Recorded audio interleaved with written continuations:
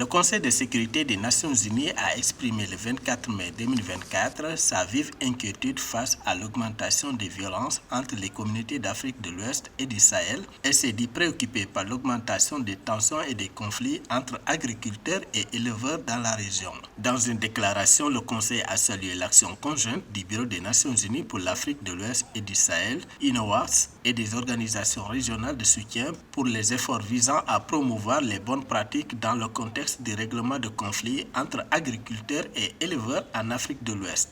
Cependant, le Conseil s'est dit préoccupé par les actes de violence commis par les acteurs non étatiques, notamment des organisations liées à Al-Qaïda.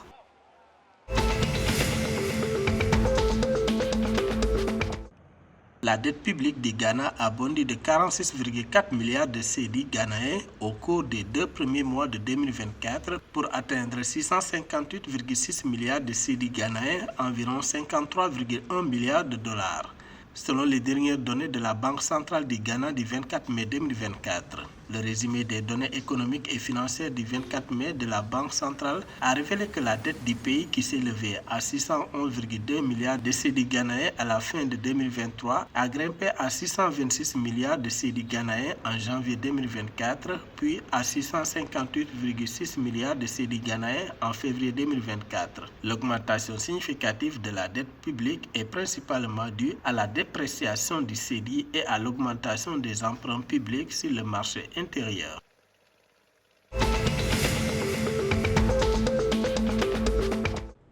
La Banque mondiale a approuvé jeudi 23 mai 2024 3 prêts d'un montant total de 613 millions de dollars dans le cadre du cadre de partenariat pays qui s'étendra de 2024 à 2029. Sur les 3, ce financement présenté comme un projet phare doté d'une allocation de 200 millions de dollars vise à améliorer l'accès à l'électricité. En outre, 75 millions de dollars seront investis dans le renforcement de la gestion des ressources humaines et des finances publiques, notamment en numérisant la collecte des impôts pour optimiser l'efficacité administrative. En outre, 23 millions de dollars supplémentaires soutiendront le projet de cohésion sociale pour le nord du golfe de Guinée.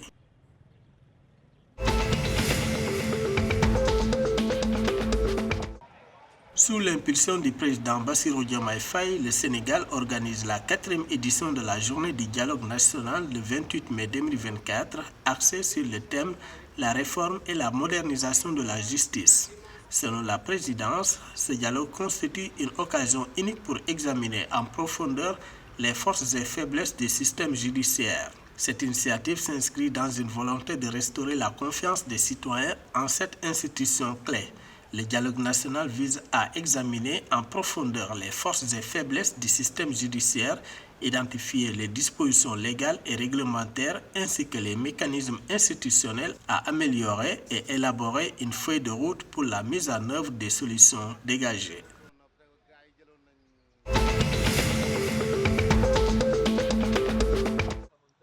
Dans le cadre des 3e et 4e journées des éliminatoires de la Coupe du Monde 2026 en zone Afrique, l'équipe béninoise des Guépards affronte les Amavubi du Rwanda le 6 juin et les Super Eagles du Ghana le 10 juin 2024 au stade Félix Houphouët-Boigny en Côte d'Ivoire. Pour ces 2 matchs, le sélectionneur du Bénin, Gerno Rohr, a convoqué le 25 mai 2024 25 joueurs dont 6 joueurs évoluant sur le championnat national. Outre 6 joueurs locaux, Rohr a convoqué Samson Akiniyula du Zamalek SC égyptien, champion de la Coupe de la Confédération de la CAF 2024. L'attaquant de 24 ans fera ses véritables débuts avec les Guépards.